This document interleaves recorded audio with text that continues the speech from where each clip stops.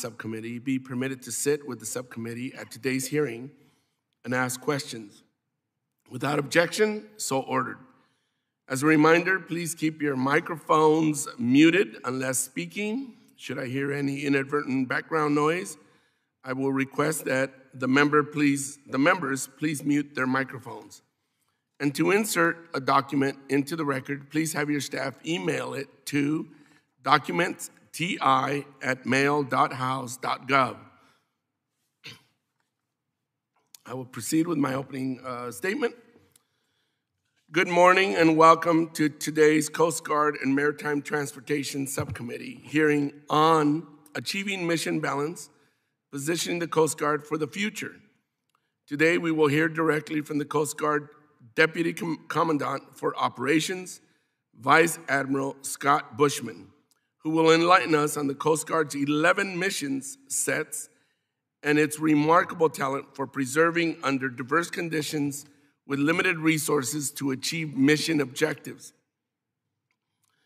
As a regulatory agency, a law enforcement organization, a military service, a first responder, and a member of the intelligence community, the Coast Guard wears many hats. It relies on roughly 40,700 active duty service members, 6,200 reservists, 8,700 civilian employees, and 26,000 auxiliarists to perform its missions, which include ports, waterway and coastal security, drug and migrant interdiction, marine environmental protection, marine safety aids to navigation, and search and rescue, amongst others. The Coast Guard plays a critical role in preserving our national security as the sole law enforcement agency with the authority and capability to enforce national and international law in the United States territorial waters and high seas. Yet, the world's best Coast Guard is chronically underfunded and overextended. The Coast Guard is known to punch above its weight.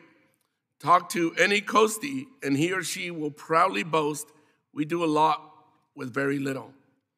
It's a small, resourceful, and resilient service, but we can do better, and the Coast Guard deserves our support. I am keenly interested in the Coast Guard's Marine Safety Program. Today, I would like to hear the Coast Guard's plan to fully staff its Marine Inspection Program with the experienced and appropriately qualified personnel. Those inspectors must be capable of inspecting vessels to ensure they meet federal safety standards, and the service must properly allocate the resources to carry out this important mission. Having just recognized the 2-year anniversary of the conception, casualty, and tragedy last month, we are reminded that vessel safety inspections are vital to safety and cannot be brushed aside in favor of more, oftentimes exciting missions. Marine environmental protection is especially important for today's hearing as we monitor the ongoing cleanup efforts of the oil spill that occurred earlier this month in Southern California. The Coast Guard has a leading role in the Unified Command in those cleanup efforts and will pursue an investigation into the cause of the spill, which is sure to be lengthy and will require additional resources.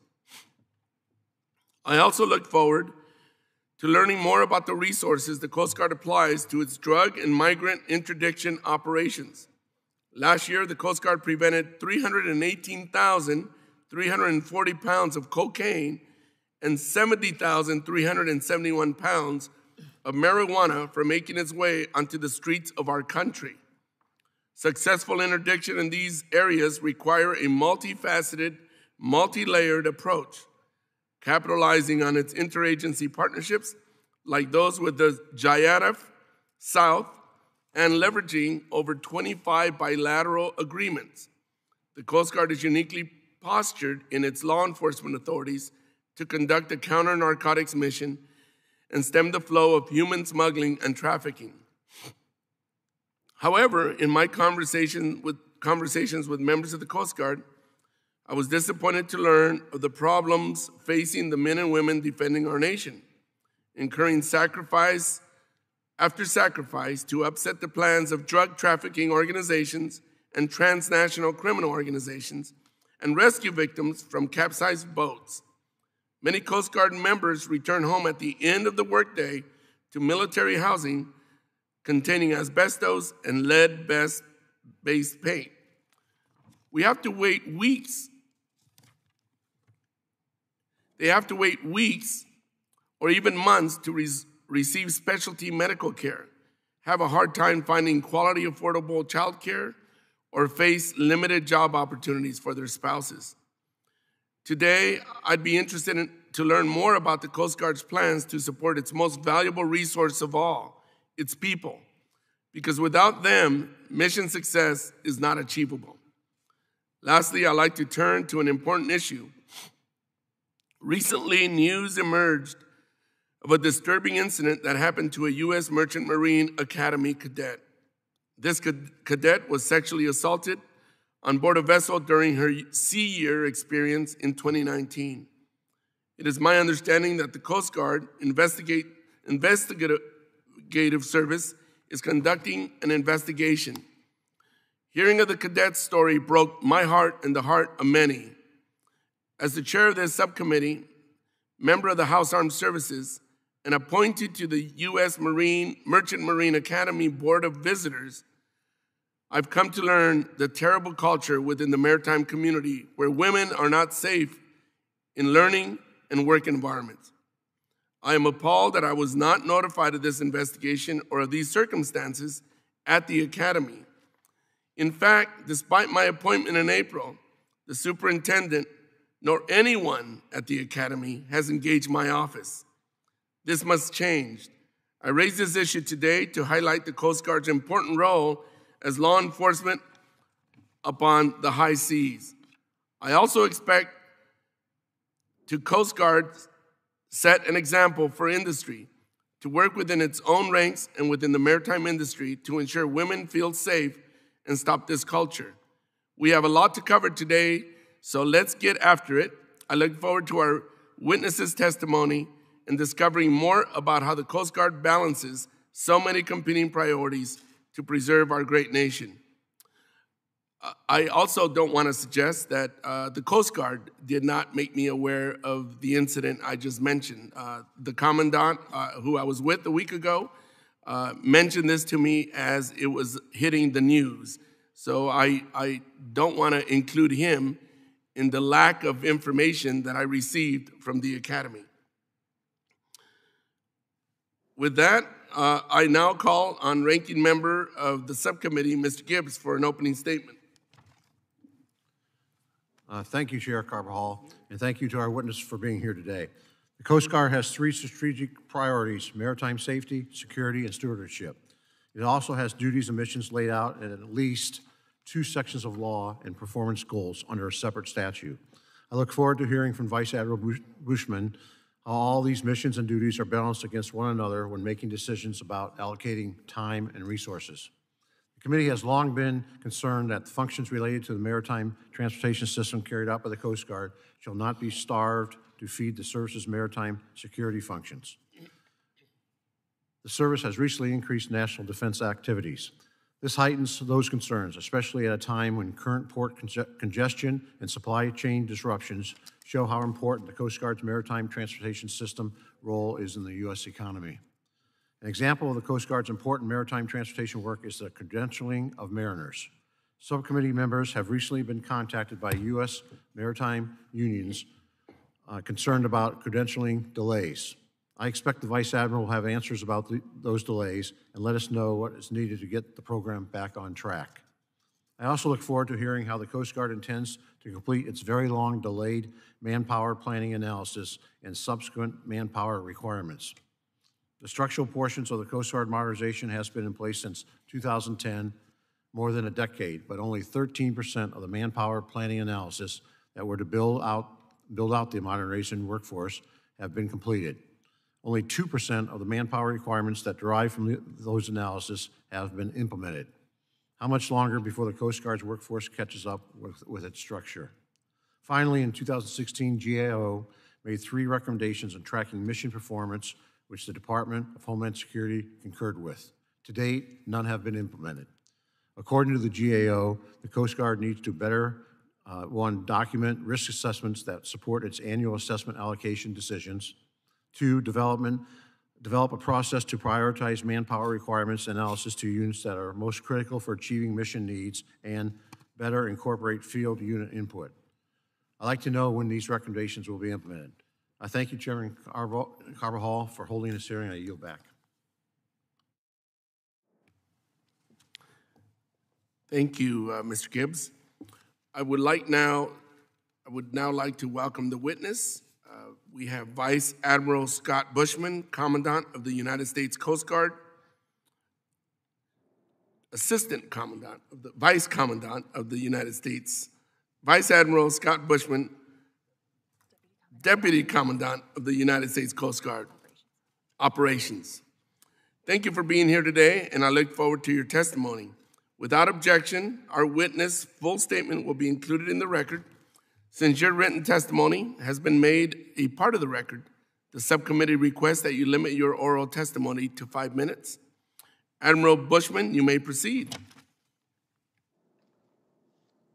Good morning, Chairman Carmel, Ranking Member Gibbs, distinguished members of the subcommittee. It is my honor to be here today to represent the Coast Guard on this important topic and the various subjects you just raised. And I thank you for the outstanding support and trust Congress and this subcommittee has provided and continues to provide to our Coast Guard. Together with your support and the Coast Guard's dedicated service members, the service is positioned as a trusted maritime armed force, law enforcement agency, regulator, humanitarian service, and first responder. From internal waters to the edges of our 200-mile exclusive economic zone and beyond, the Coast Guard has provided security and safety on our nation's waters for a combination of prevention and response operations for over 230 years. Our unique authorities and the exceptional skill with which Coast Guard women and men carry out their missions provide the foundation for not only carrying out our 11 statutory missions, but to be globally impactful and relevant. As a result, the demand for our Coast Guard, both at home and abroad, has never been higher. The Coast Guard impacts the lives of nearly every American by ensuring the continued safety, security, stewardship, and prosperity of the nation's borders. And despite the impacts of COVID-19, 2021 has been no exception. We protect and support the marine transportation system to ensure $5.4 trillion in U.S. commerce and safeguard our maritime borders from terrorist threats, illegal drugs, and other contraband, irregular migration, and illegal, unregulated, and unreported fishing. We also continue to be the world's premier life-saving and maritime crisis response organization, tested repeatedly by yet another active hurricane season, with 20 named storms to date, as well as other natural and human-caused disasters. Today's Coast Guard operates in an increasingly complex and interdependent world. Through deliberate planning and force allocation process, we continue to evaluate the threats and opportunities to U.S. maritime interests and develop plans to achieve mission success in this dynamic environment. National, departmental, and service strategies focus our efforts and guide us in weighing operational risk and competing demands for resources, and to allocate assets optimally across our missions. We then delegate the tactical control of assets to operational commanders, who leverage intelligence community and our other partners to address maritime threats and safeguard our national, strategic, environmental, and economic interests. The entire process allows risk-informed decisions that direct limited resources where they're most needed. To help guide our operational planning process, we conduct annual strategic reviews to identify operational gaps, assess performance, and outline initiatives needed to improve mission execution across our 11 statutory missions. Surge operations during national and regional emergencies, including the ongoing pandemic, hurricane response, and the recent oil spill in Southern California, all demonstrate the value of this nimble planning process. While our planning system is responsive, transparent, and repeatable, additional and more capable resources are required to meet increasing demand across the service's broad mission spectrum. Our legacy fleet of cutters and aircraft have served admirably for decades, but are becoming far more difficult and expensive to maintain, and we continue to see degradation in their operational capability. We greatly appreciate the administration and Congress' support of our recapitalization efforts. Funding provided in fiscal year 21 allowed us to sustain momentum on our most critical acquisition priorities, including the offshore patrol cutter, the Polar Security Cutter, and the Waterways Commerce Cutter. However, these cutting-edge assets designed to bring our nation has to bear on today's maritime challenges cannot be supported on budgets that were developed for assets built in the 60s and 70s. We appreciate the congressional support that has enabled us to continue monitoring our fleet while we position the Coast Guard for the future. In closing, history has proven that a responsive, capable, and agile Coast Guard using a deliberate planning process is indispensable to the American people. We also seek to invest in improving capabilities in recruiting, developing, and retaining an exceptional workforce reflective of the nation we serve, succeed in an increasingly complex and dynamic environment. As our Commandant has stated, predictable budget growth of 3 to 5% in operational funding, in conjunction with these strategic investments, is needed to fully meet the growing demand for your 21st century Coast Guard.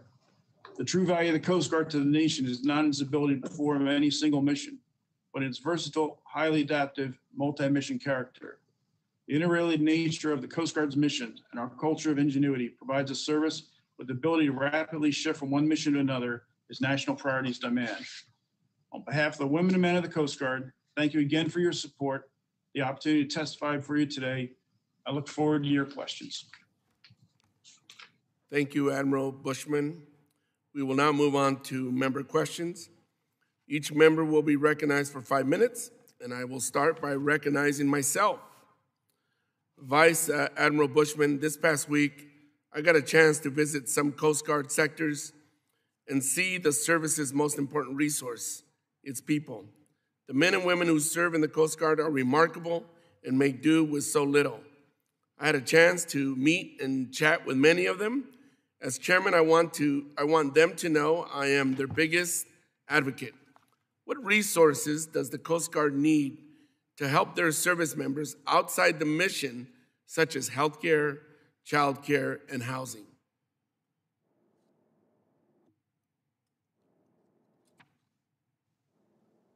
Admiral? Chairman Caldwell, thank you very much for the question, and thank you for highlighting our extraordinary women and men of the Coast Guard who give so much to our great service and to our nation.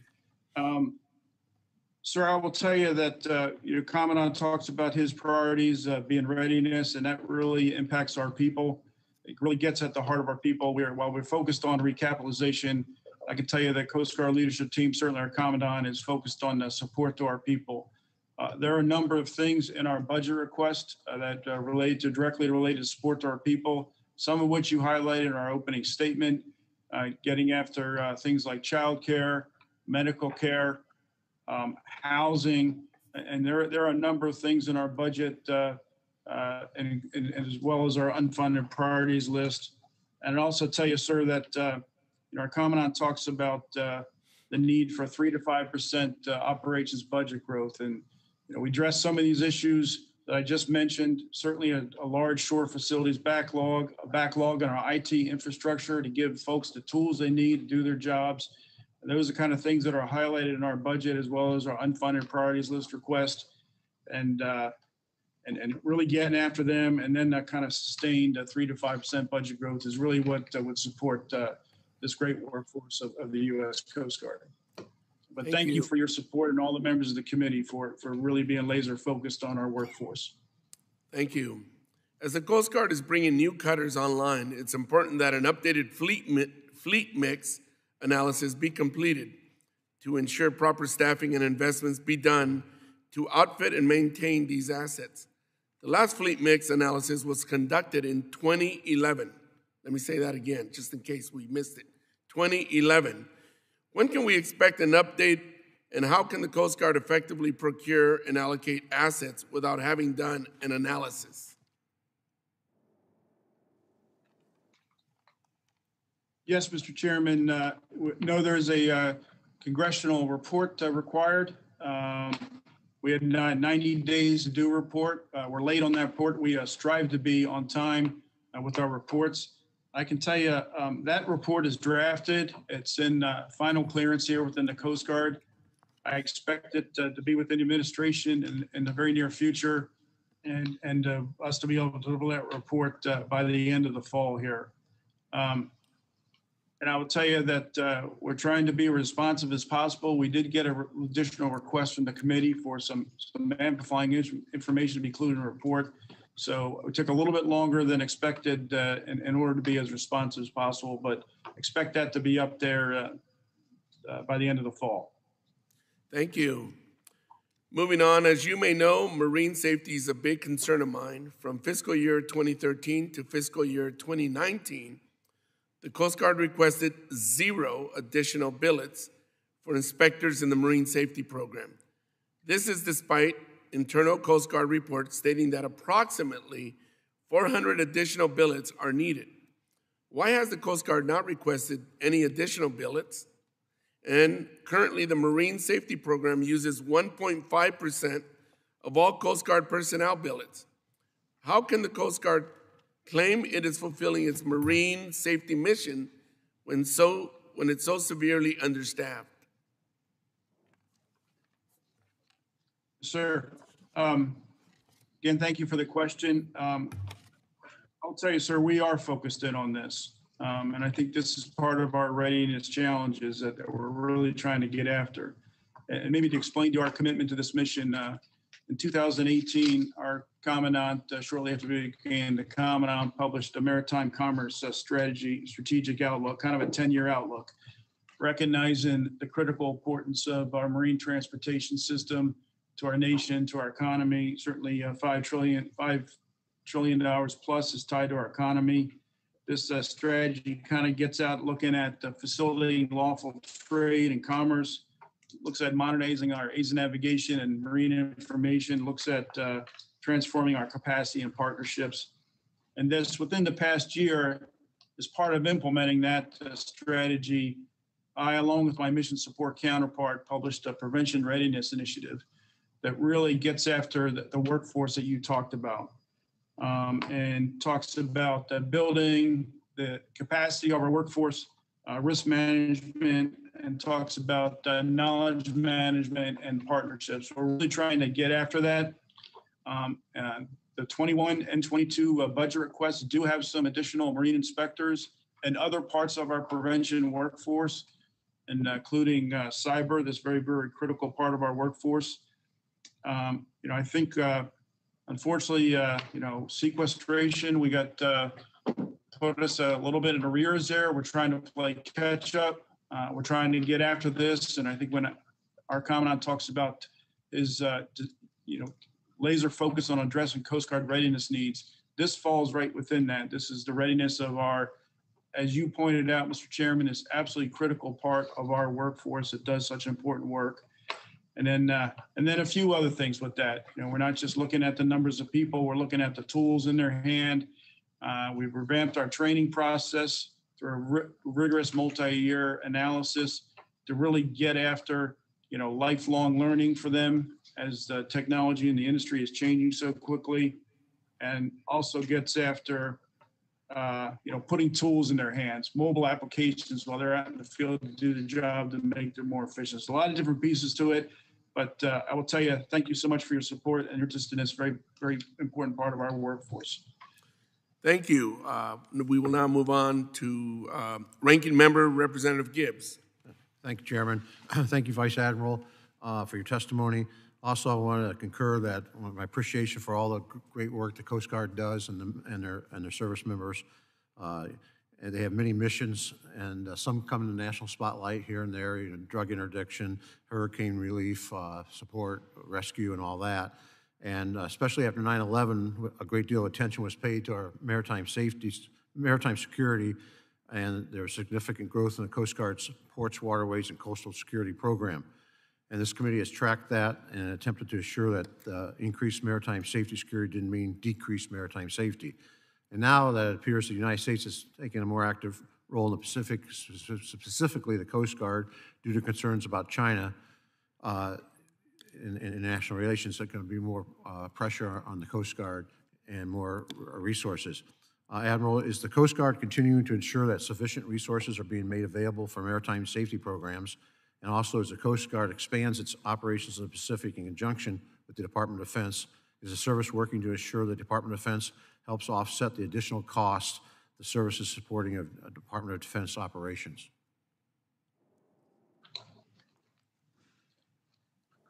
Ranking Member Gibbs, thank you for the question. As it relates to the marine safety workforce, we are absolutely focused on our marine safety workforce and getting the resources, not just the resources in terms of number of people, but the tools they need to do their job is a very, very important part of our workforce.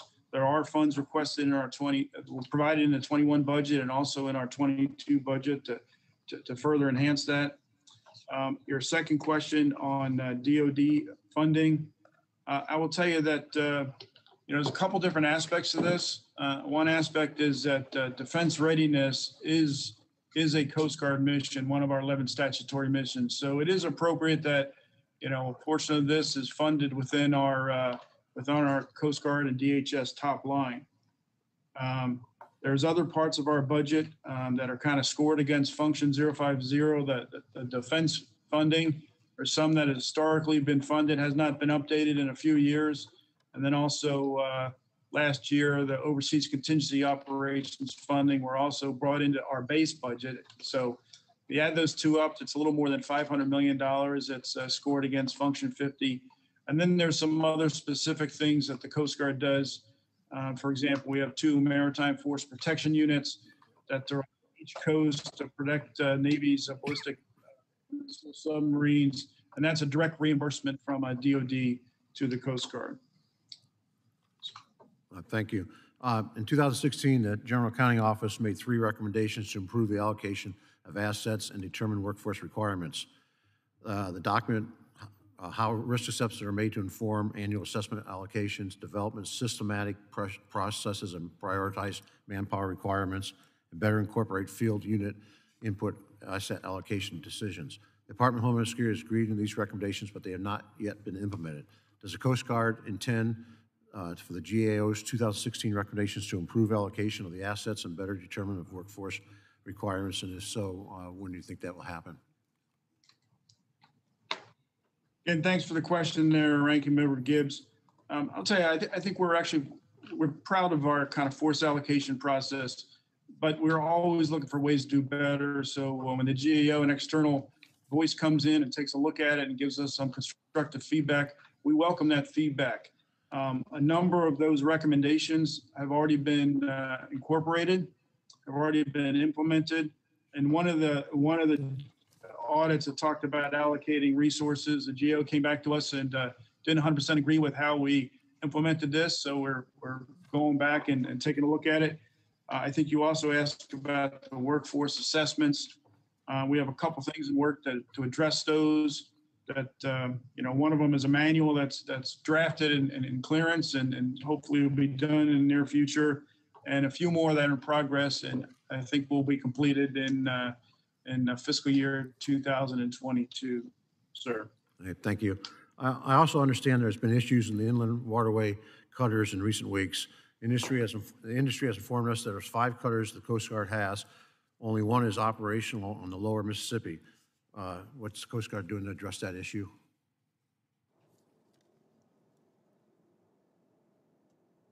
Admiral. Yes, sir. In my opening comments, I talked about our recapitalization efforts, our priorities being the offshore patrol cutter, the polar security cutter, and the waterways commerce cutter. And this is really an important issue. We have 35 waterways commerce cutters, our old inland river fleet, we call them. They're somewhere between 50 and 70 years old. But I'm very pleased to report that we have a recapitalization in progress. We're very excited about this project to recapitalize this part of our fleet. Like I said, that is very old. We're going to have 30 these waterways commerce cutters replace 35 of the older cutters. And they're not only going to provide us more capability, but things like berthing allow us to put mixed gender crews on. So we're very excited about this. And the funds we have requested in the fiscal year 22 budget are going to allow us to complete the detailed design and award a contract for that new waterways commerce cutter. We are greatly looking forward to that. It's going to be a small business set aside, expected to be awarded in the spring of 2022, and the first cutter to be delivered in 2024. Thank you. I yield back my time, Chairman. Thank you, Ranking Member Gibbs. Next, we'll move on to Representative Larson. Thank you, Mr. Chair. Thanks, Admiral, for testifying. Can you speak to how the Polar Security Cutter program, the Polar Security Cutters themselves, will be incorporated into operations? You guys have a concept of operations yet? Sure. Sir, Dan, we're very excited about our Polar Security Cutter project acquisition. It is going to replace, we have, the nation has two. Yeah, I know that. Can you jump to my question, please? Yeah. So the concept of operations, the Polar Security Cutter, they're going to both deploy to the Antarctic to support Operation Defreeze as well as treaty verifications. And then they will also be able to deploy to the Arctic to protect U.S. sovereignty, to work with our allies and partners, so both Arctic and ability to operate in the Antarctic and the Arctic. Will any one cutter be able to operate independently, or will they need any support ships to go with them? So our existing Polar Star, which is well over 40 years old, operates independently. This is our Polar Security Cutters, again, is going to be an extraordinary new capability for us, with a lot more capability than it's replacing, and they absolutely will be able to operate independently. Thanks. So I have a question, really. It's kind of focused on the Pacific Northwest, as you might imagine, but we've been working with the Coast Guard and the Navy to improve coordination between the branches when it comes to legally protected marine mammal species like the southern resident killer whale.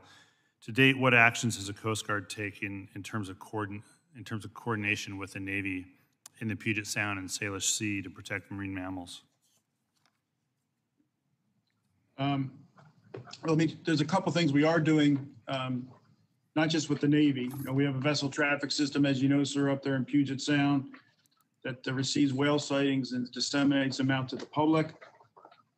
We are an active participant in Operation Be Whale Wise, which is a multi-agency effort to really get the word out to educate folks, whether it's on the water or on shore, about the restricted zones and the buffer zones. And then we also go out and actively enforce the buffer enforcement zones, and any findings we report to NOAA and the state of Washington. As far as the Navy is concerned, we are working with the Navy to establish a work group to really figure out how we can collectively develop strategies to reduce the impacts to this vulnerable species. Sir. And what coordination are you doing with Canadians? We actively coordinate with the Navy's, our Canadian partners, through our sector and through our VTS, the past sightings we have, as well as the receive sightings they have. Are any of these Are any of these operations being curtailed or otherwise limited by resources? The theme of this hearing is about balancing your missions. So anything being curtailed or limited?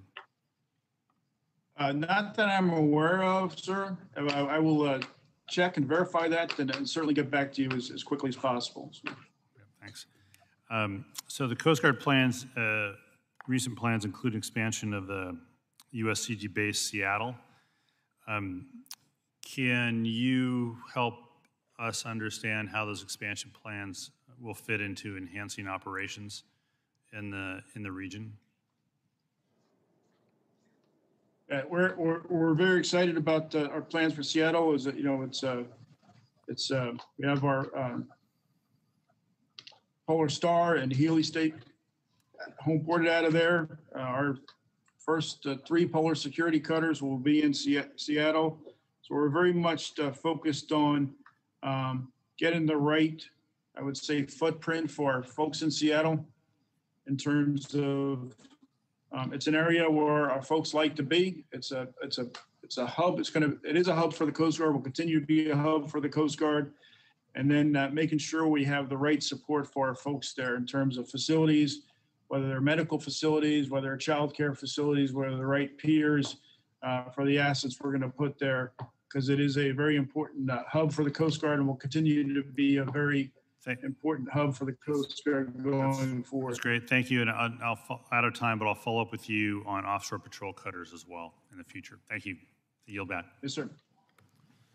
Thank you, Mr. Larson. Next, we'll go to Representative Van Drew. Not hearing from Mr. Van Drew, we will go to Representative Steele. Thank you, Mr. Chairman, and thank you, Vice Admiral Bushman, coming out today. As you know, on Saturday, October 2nd, there was a reported oil spill approximately 10 miles southwest of Newport Beach, California, that's in my district, from a pipeline which transports oil onshore from 4 offshore platforms in federal waters.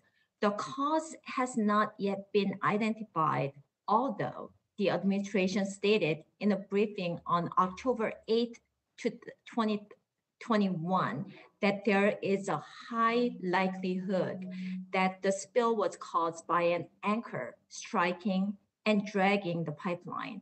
The United States Coast Guard is leading the investigation into the cause of the incident, and I really appreciate that. Cargo ships off the coast of my congressional district drop massive anchors near undersea oil lines, sewer lines, and cable lines. There's a map. So I called for a full federal investigation into the cause of the spill and demanded the Coast Guard and NOAA immediately survey the nautical chart of the coast of Orange County so they can ensure the exact pipelines placements. As more facts emerge, ships' anchors, not the integrity of pipeline, appear to be the cause of the spill. The USCG has stated the spill most likely happened due to multiple anchor drags in a marked non-anchorage area, because we have over 100 right now, and tomorrow another 45 ships are coming in. So Vice Admiral Bushman, according to Lieutenant K. Neen, during heavy storm in January, an anchor dragged for an unknown distance before striking. The 16-inch steel pipe impact would have knocked an inch-thick concrete casting off the pipe and pulled it more than 100 feet, bending but not breaking the line. It has not been confirmed if the impact caused the October leak or if the line was hit by something else at the later date or failed due to a pre-existing problem. Any moment wasted in a moment too long if the existing pipeline are mapped improperly or moved. NOAA might map this out, but you use this information to approve ships that drop anchors. How do we make sure this never happens again? Ma'am, thank you very much for the question. Certainly an important issue here. We do have an ongoing investigation of this very important matter to your district and the state of California. We have some of our most experienced folks conducting that marine casualty investigation. As you noted, they did go back through what we call AIS tracks and look at the anchorages and determine there was a storm that came through last January, and a couple of ships moved off of the anchor. They moved some distance. So we're taking a look at those. I want to be a little bit careful of, if they move the anchor off station. Still don't know exactly, why that happened in January and in October, why the oil spill happened. So I want to be careful we don't get ahead of the investigation. I think we really need to, get the facts here, get the investigation. We have looked at the charts here to make sure that the pipeline there was on the charts. It is on the chart, but I think, there's a lot of different aspects of this. We're looking at not only that area, we're looking at nationwide. We're looking at the port congestion, I think you mentioned, and the various aspects of port congestion. So we make sure we really understand what's happening with port congestion offshore and have a complete picture of that and understands the risks of that, and then take appropriate steps going forward, ma'am. It's just a second question. The follow-up question is we have about 60 locations that can put their anchor in the water. Is the Coast Guard overwhelmed and not able to safely monitor where these anchors are dropping, since that, we have actually double those ships are waiting, cargo ships are waiting out there. So how you manage that? And how are you going to tell them where to drop their anchors? Because there's so many cables and, oil pipelines and sewer pipelines. How are we going to avoid this thing's going to, happen again?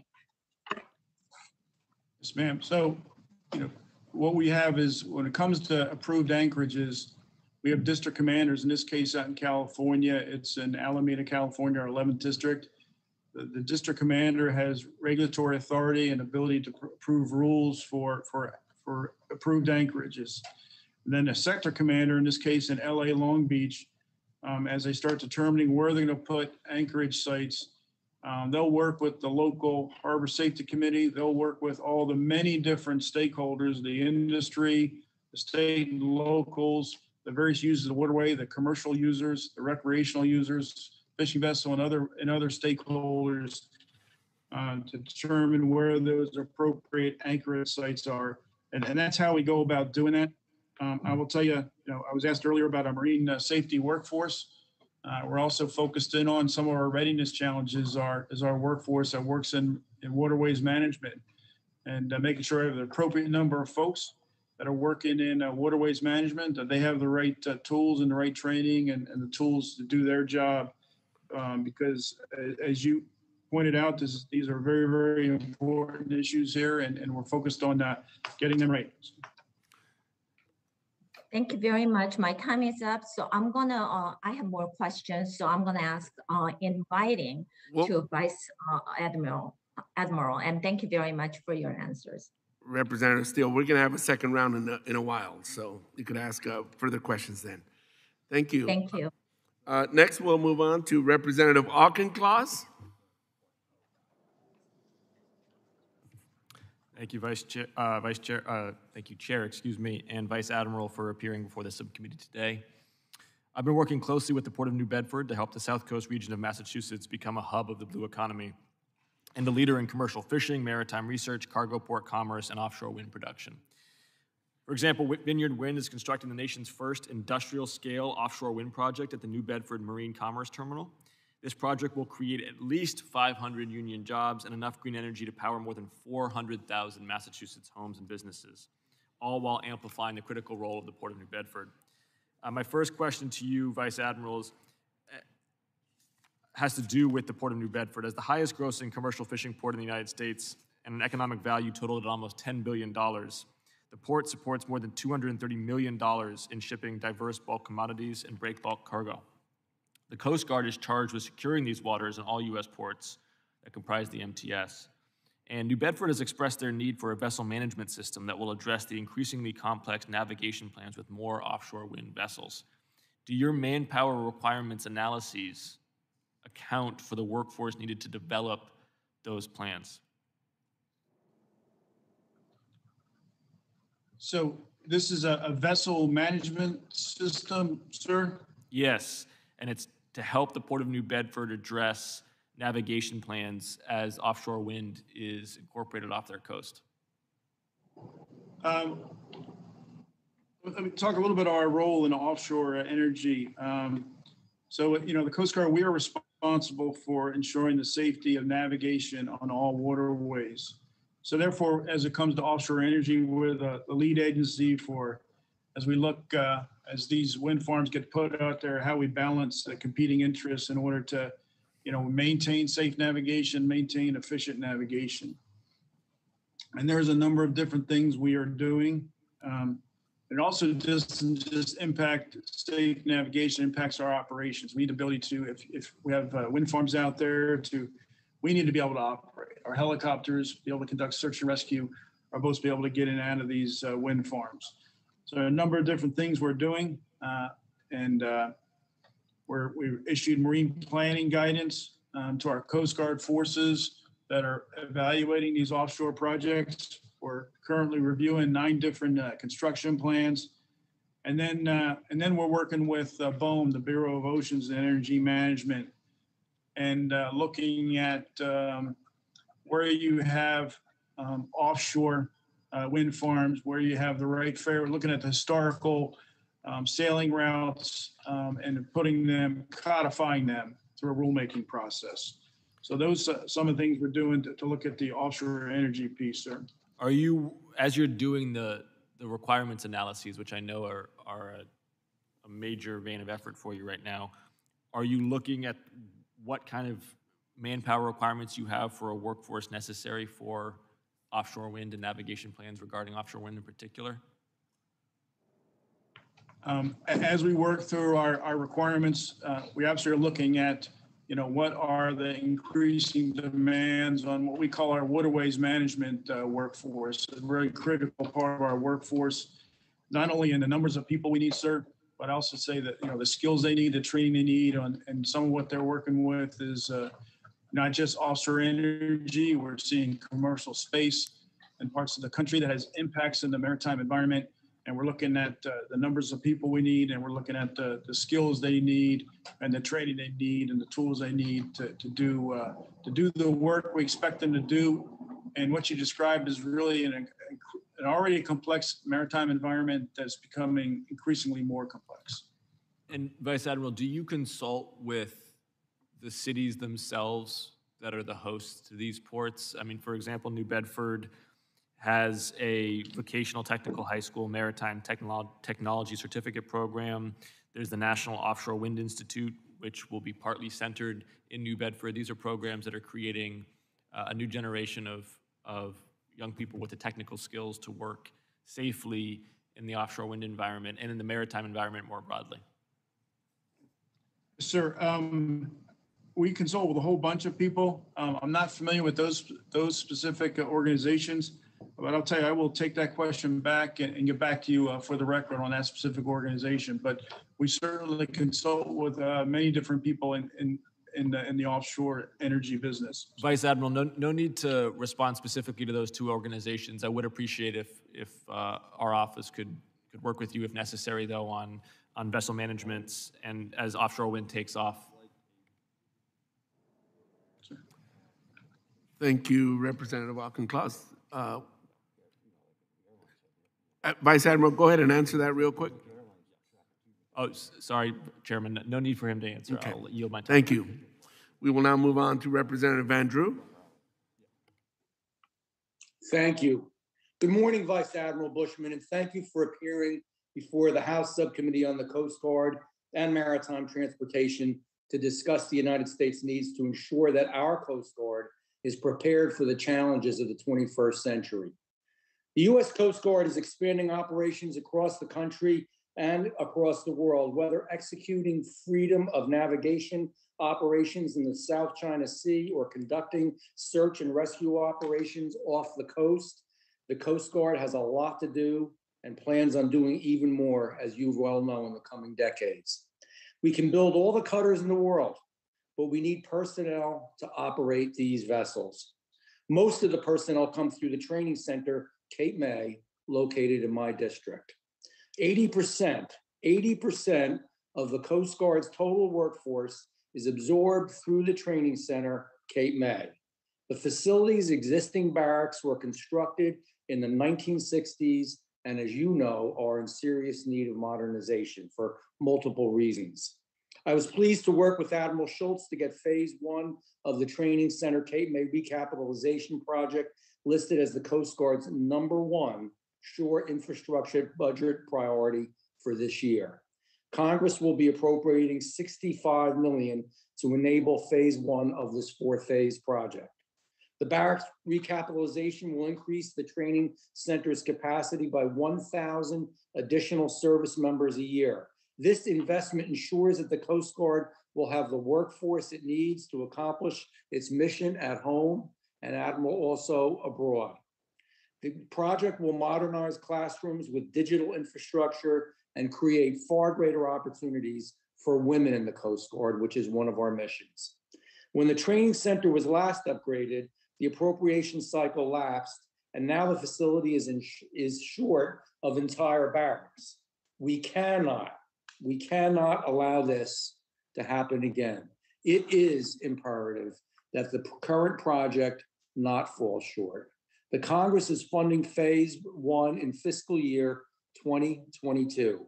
And I believe that we should move to fund phase 2, 3, and 4 over the next 3 fiscal years, so the entire project cycle is provided for when phase 1 is initiated in 2024.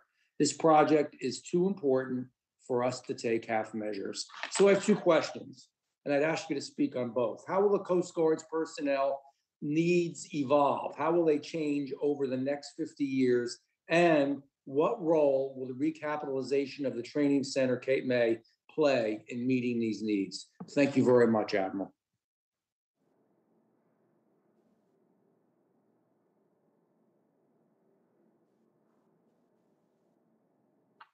Thank you very much, Representative Andrew. Were you looking for an answer from the Admiral? Yes, I was. Should I repeat those questions? Vice Admiral, yeah, I think he is froze. The Vice Admiral is froze. We're going to take a 5-minute recess. And we'll come back. We'll find out what's happened with the communication with the Vice Admiral. It looks like he's frozen. Send out the icebreakers, Mr. Chairman. We're going to take a 5-minute recess.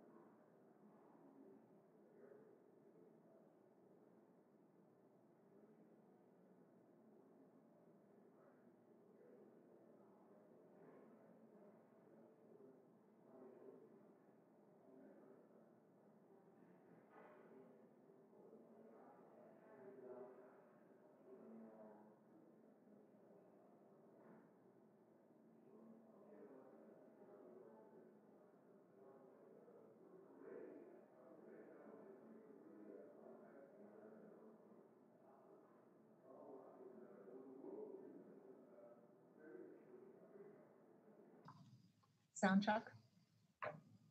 Yes, got you coming through loud and clear. Admiral, can you hear us? I can hear you loud and clear. Okay.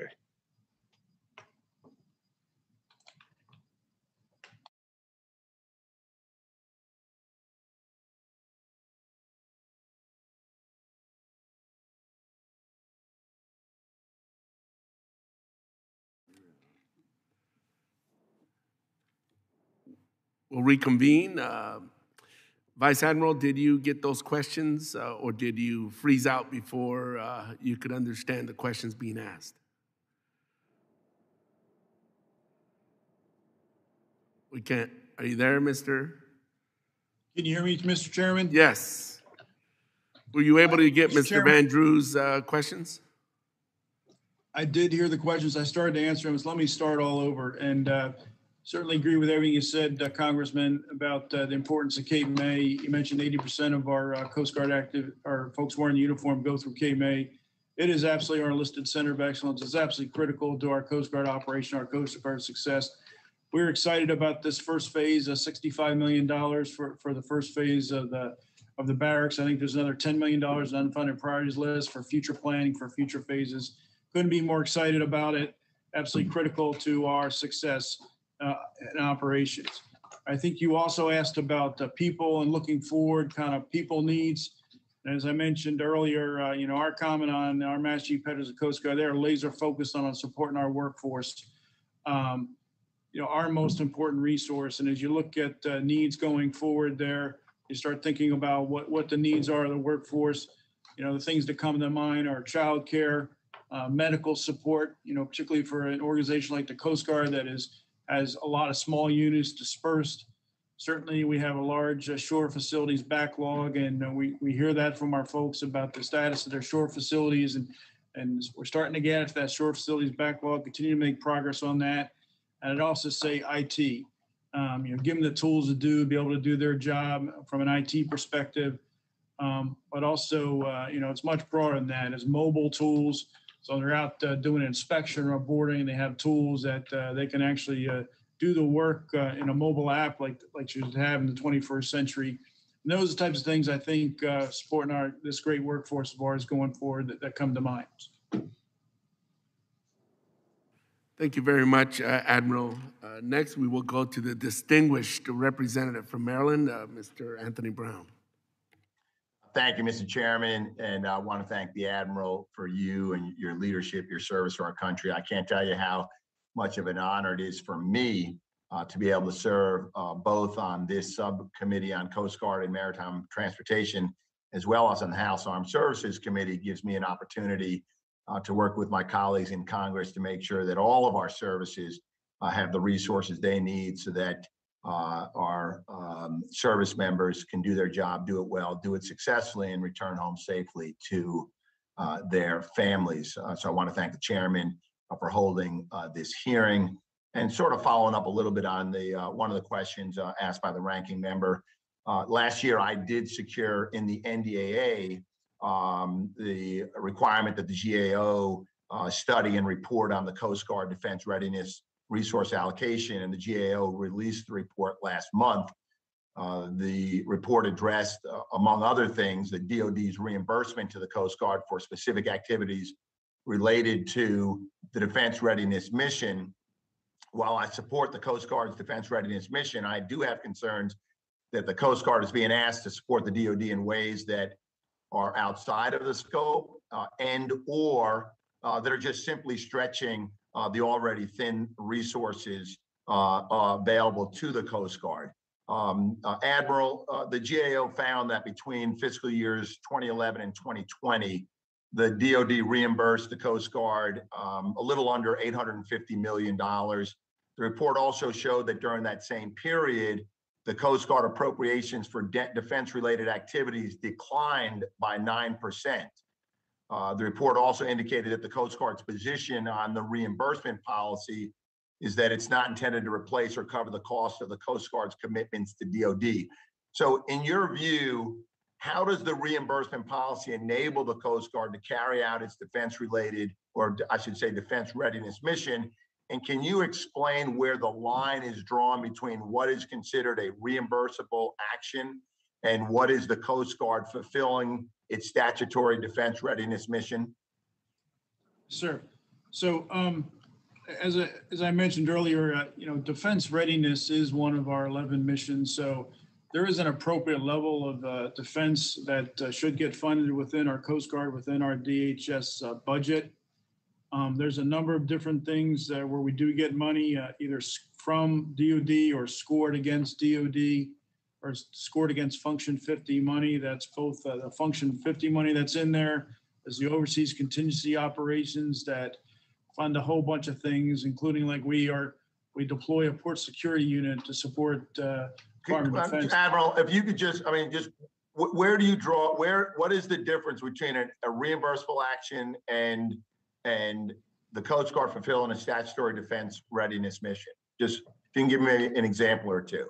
Yeah, I'll give you an example of a direct or reimbursement, I would say, payment from Department of Defense. We have two Maritime Force Protection Units, one in Bangor, Washington, one in Kings Bay, Georgia. Their sole mission is to protect Navy's nuclear submarines when they transit in and out. That is what they're there for. It was because of our authorities. DOD asked us to be there, and that's an example where that mission is 100% funded by DOD. So we pay zero. They pay for the cost of the That's a good example. Yeah, and I appreciate that. Let me ask you this. The Coast Guard commitment to DOD's Indo-Pacific Command increased in fiscal year 2019 and 2020, and I'm going to assume that it will continue on the rise as we focus more on the Indo-Pacific. With a declining defense readiness appropriation and an increasing activities in Indo-PACOM, which I recognize isn't even the largest dedication of Coast Guard resources. I think more of it goes to Southcom. But are you concerned that your defense readiness budget is not going to keep pace with the increase in demand by the DOD on the Coast Guard, particularly in Indo-Pacific? Congressman, I think what our current commandant talks about is having a ready Coast Guard to do what the nation needs it to do. And that includes, restoring our readiness and then having 3 to 5% annual budget growth in our operations budget. A budget that's currently before Congress is the first time we've seen some operations budget growth. That's about 6%. That's the type of activity that gets you a ready Coast Guard to really do what the nation needs to do. And that's what I really think we're focused in on, is kind of restoring our readiness and having a sustained path of the correct budget growth. As it relates to Indo-PACOM, I talked about the demand for Coast Guard services never been greater. And certainly Indo-PACOM is an example of that. That's an example of an area where we're seeing an increasing demand signal for Coast Guard services. We've recently invested over there. We put 3 of our new fast response cutters over in Guam. We're already doing extraordinary work in the Pacific there. There are our, major cutters that we've deployed. Most recently, one of our national security cutters deployed and work with the Indonesian Maritime Security Agency, work with Japan, Taiwan, and Indonesia, and also in support of the combatant commander. And also some of our training teams to help kind of build capacity. And there's really a number of reasons for this. And it has to do with, the Coast Guard's role. And our commandant signed out last year, along with the Chief of Naval Operations and the Commandant of Marine Corps, a tri-service maritime strategy. And, talk about how these 3 services work together and the value they provide the nation. And that strategy talks about the Coast Guard's mission profile and how that makes us really a preferred partner of choice for so many different nations, subject to coercion, some type of coercion here. So I think there's certainly an increasing demand signal on Indo-PACOM and other places, and we're really focused on having a ready, restoring readiness and maintaining that readiness so the Coast Guard is able to do what the nation asked us to do. Thank you, Admiral. And Mr. Chairman, in yielding back, I'll just say that, while we are looking at a fairly substantial increase in DOD spending for components other than the Coast Guard, I would hope that we can find ways to boost the spending for the Coast Guard. You've got a maintenance backlog, increase in demand signals. You're doing fantastic work, you and your team at the Coast Guard. We got to make sure you got the resources you need to perform that mission and to come home safely to your families and the country that you love. Thank you, Mr. Chairman. Thank you, Mr. Brown. We will now move on to Mr. Lowenthal. I know he was on earlier. I don't know if he's still on. Maybe he had to leave. All right, with that, we will proceed to do another round of additional questions. I will now recognize each member who wishes to speak for 5 minutes, and I will start with myself. Admiral, the Coast Guard's fiscal year 22 budget requested about 1,200 new operations and sustainment positions. What analysis has the Coast Guard conducted to support its request for these additional personnel?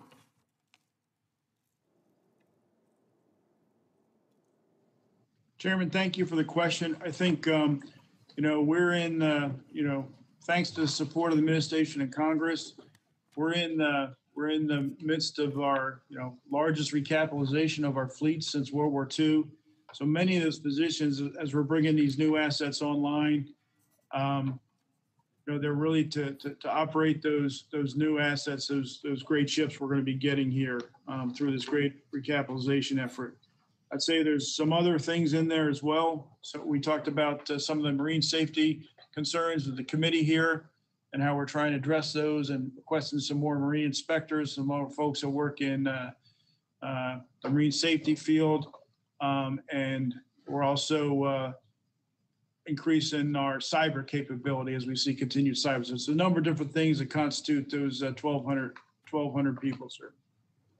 Thank you. Moving on, effective risk management and asset allocation requires access to informative data. However, the GAO has identified serious limitations to the MISLE, aka missile system, a key data system for multiple Coast Guard missions. What is the status of the Coast Guard's effort to replace those systems, and why have you not acted sooner?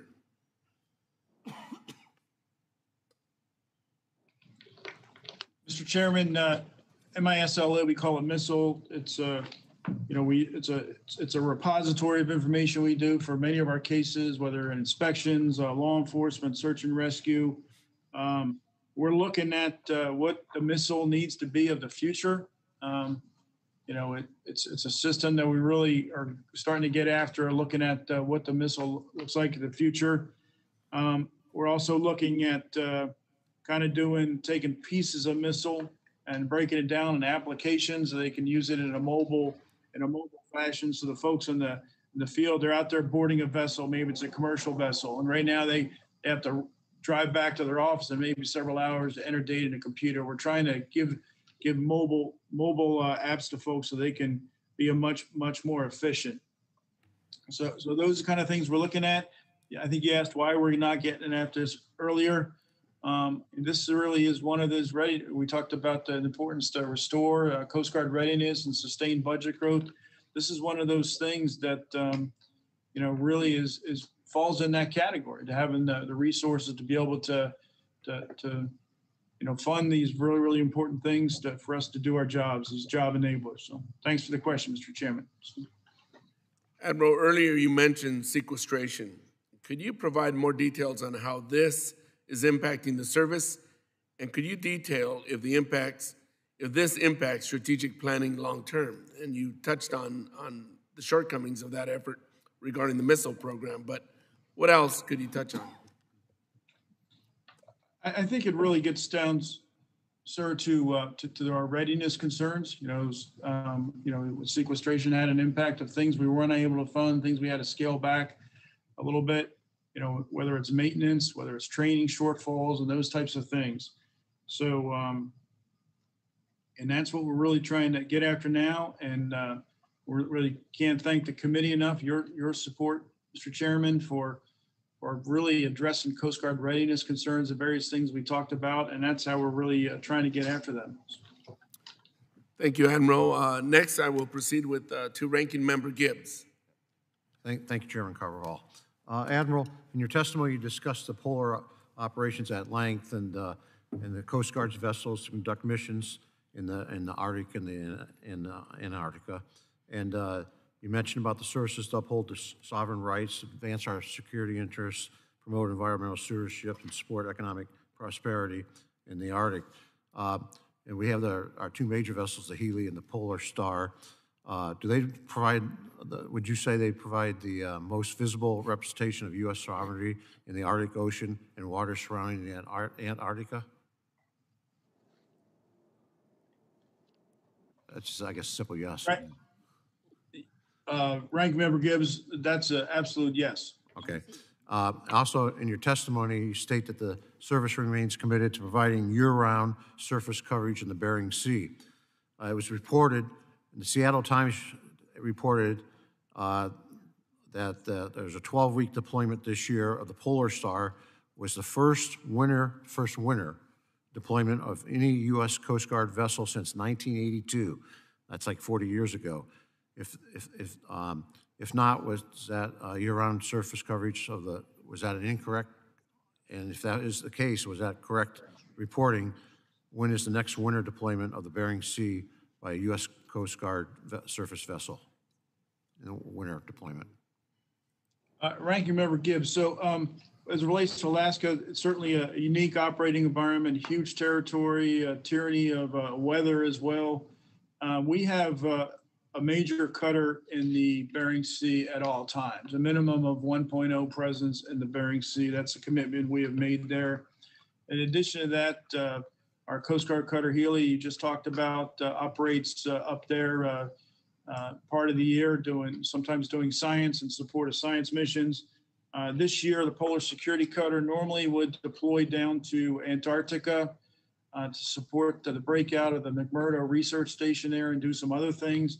It was unable to do so due to COVID, due to concerns of unique environment down there introducing COVID. So we had the great opportunity to deploy it for the first time in many years up to the north, furthest north. I think it had ever been in many, many years, went up to 72 degrees north in the wintertime. So, but we always have at least a major cutter presence in the Bering Sea as well. Okay, so Seattle Times was incorrect in their reporting then?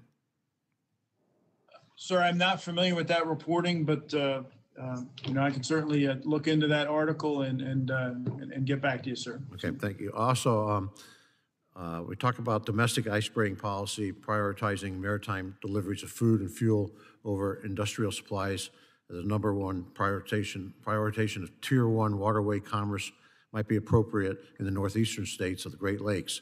The vast majority of food and fuel is delivered by land transportation, not vessels. Instead, the Great Lakes steel manufacturing industry depends on adequate winter icebreaking to facilitate delivery and raw materials, and this icebreaking is needed in more areas than just the 4 Great Lakes connecting channels of the Coast Guard considers Tier 1.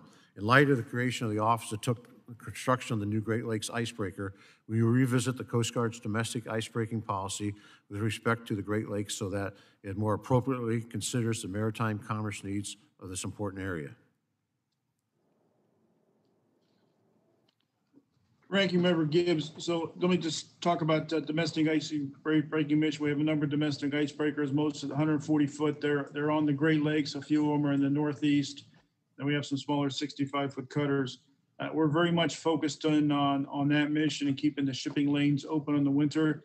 One of the good news is our 140-foot icebreakers just went through a service-like extension program. So they, going to be more cruising reliable. It won't be out of service going through an extended dry dock. So there's more of them there. We shifted one into the Great Lakes to keep an additional one in the Great Lakes to keep commerce moving. So we're very much focused in on that, as well as our existing cutter Mackinac. And then I think you asked about some of the measures of that. We certainly have measures. Our performance measure there is keeping 95% of the major waterways up there open year round. And I hope that answers your question, Ranking Member Gibbs. Yeah, I do. I appreciate that because I think that I just want to make sure the Coast Guard realizes how they prioritize stuff, but for the economic commerce, it's very important, more than just fuel and food. So thank you very much. I yield back. Yes, sir, absolutely. Thank you, Mr. Gibbs. Representative Steele, I know you're online. I don't know if you have additional questions.